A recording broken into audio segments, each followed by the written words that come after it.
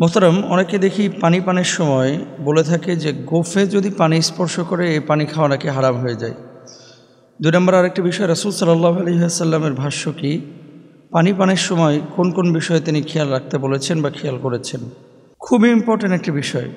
আমাদের অনেকেরই দাড়ি লম্বা, গোফ খাটো, এটা সুন্নাহসম্মত। আল্লাহ রাসূল সাল্লাল্লাহু আলাইহি ওয়াসাল্লাম স্পষ্টভাবে বলেছেন যে খলিফুল মুশরিকিনা ওয়াফিরুল লিহাব ওয়াহফুস শাওয়ারিব। রাসূল আকরাম সাল্লাল্লাহু আলাইহি ওয়াসাল্লাম হাদিসের মধ্যে বলছেন যে তোমরা গোফগুলোকে খাটো করো আর দাড়িগুলোকে ছেড়ে দাও। প্রশ্নকর্তা যে ভাই প্রশ্নটি পাঠিয়েছেন ডেমরা থেকে, উনি যে বিষয়টি এখানে উল্লেখ করেছেন যে পানি পান যখন আমরা গ্লাসে করি, দুটো প্রবলেম কিন্তু অনেকের হয়। একে হচ্ছে গোফে পানি লাগে, পান করা পানি। 2 নম্বর হচ্ছে নিঃশ্বাসটা এই পানির মধ্যে পড়ে। এখানে দুটো বিষয়, একটা হচ্ছে বৈজ্ঞানিক আর একটা হচ্ছে রাসূল আকরাম সাল্লাল্লাহু আলাইহি ওয়াসাল্লামের সুন্নাহ ভিত্তিক। আল্লাহ রাসূল সাল্লাল্লাহু আলাইহি ওয়াসাল্লাম যখন পানি পান করতেন, কিছু আদব তিনি আমাদেরকে শিখিয়ে গেছেন যে এইভাবে পানি পান করতে হয়। নাক দিয়ে যে আমরা ছাড়ি, এটা কি ছাড়ি? Carbon die oxide. আর আমরা বাইরে থেকে যে গ্রহণ করি সেটা কি? অক্সিজেন। আপনারা সকলেই জানেন যে কার্বন ডাই অক্সাইড বা মুখ থেকে আমাদের নির্গত থুথু, কার্বন ডাই অক্সাইড, নিঃশ্বাস, শ্বাস, এগুলোর সাথে কিন্তু জীবাণু সম্পৃক্ত থাকে।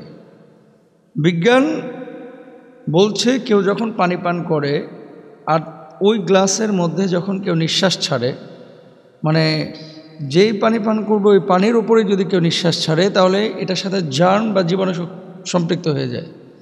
আর জীবাণু যখন কারো সম্পৃক্ত হয়ে যায়, তখন এটা পানি পান করলে ওই পানিটা শরীরের জন্য কখনো কখনো ক্ষতির কারণ হয়ে দাঁড়ায়।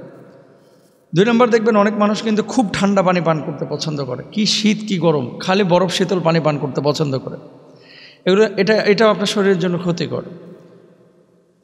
চায়না, থাইল্যান্ড, মিডল ইস্টের অনেক দেশে অনেকে গরম পানি পান করে। তবে মধ্যপ্রাচ্যের মানুষের দাঁতগুলো ময়লা থাকে কেন? এই যে অনেকে ঠান্ডা বা কোল্ড ড্রিঙ্কস বা ঠান্ডা পানি এগুলো বেশি পান করে, এই জন্য।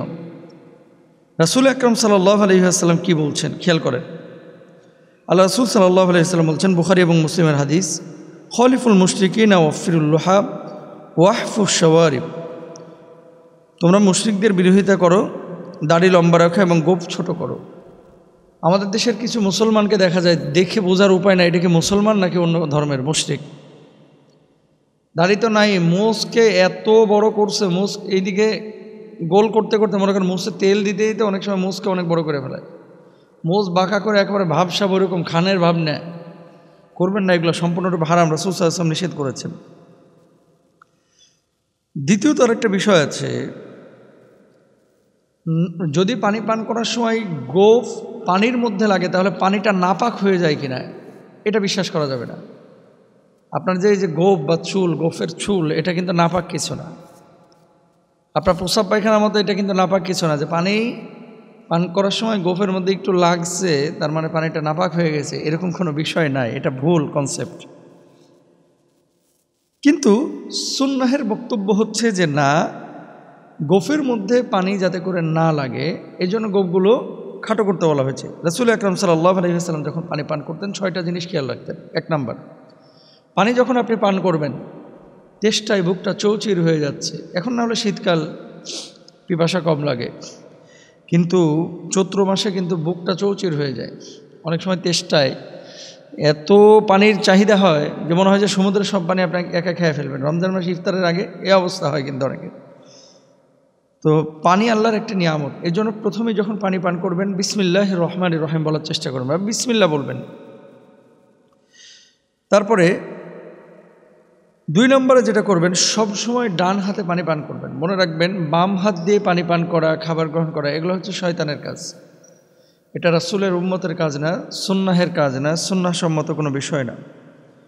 রাসূল আকরাম সাল্লাল্লাহু আলাইহি ওয়াসাল্লাম বলেছেন, কখনো খাবার এবং পানীয় বাম হাতে গ্রহণ করবে না, কেননা শয়তান বাম হাতে খাবার গ্রহণ করে। আমাদের এই জামানায় কিছু আল্ট্রা মডার্ন বাইর হয়েছে, কিছু পুরুষ এই 8-10 জন বন্ধু বান্ধবের সামনে বসে দেখবেন বাম হাতে চা খাইতেছে, মানে ভাবসাব নিতেছে, হ্যাঁ নিউ ইয়র্ক থেকে আইছে, এরকম একটা মানে ভাব নেয়। বাম হাতে পানি পান করে, বাম হাতে সিগারেট, বাম হাতে ওই ড্রিঙ্কস করছে, কোল্ড ড্রিঙ্কস, পেপসি, কোকোকোলা এই টাইপের খাবার টাবার মানে ড্রিঙ্কস আছে না, এগুলো বাম হাতে পান করতেছে, মানে এটাকে ফ্যাশন মনে করে। চা খাইতেছে রাস্তার দ্বারা দাঁড়ায় দাঁড়া বাম হাতে, শয়তানের কাজ এগুলো, শয়তানের ভাই। কারণ আমার কথা না তো, রাসূল সাল্লাল্লাহু আলাইহি ওয়াসাল্লাম বলছে যে শয়তান বাম হাতে খাবার গ্রহণ করে, তো আপনি বাম হাতে ফ্যাশন করতে গিয়ে চা গ্রহণ করছেন, খাবার গ্রহণ করছেন, পানি গ্রহণ করছেন, তার মানে আপনি শয়তান আল্লাহ রাসূলের বক্তব্য অনুসারে।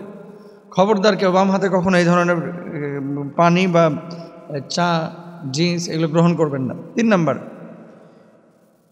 3 নিঃশ্বাসে পানিটা পান করার চেষ্টা করবেন। অনেকে একবার বোতল ধরে 1 লিটার ঢক ঢক ঢক করে একসাথে মেরে দেয়, এটা করবেন না।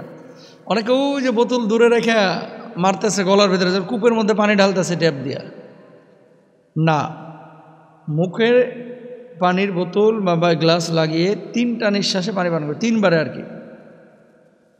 গ্লাসের পানিতে নিঃশ্বাস না ছাড়া, যেটা শুরুতেই বলেছি, আল্লাহ রাসূল সাল্লাল্লাহু আলাইহি ওয়াসাল্লাম এটা নিষেধ করেছেন।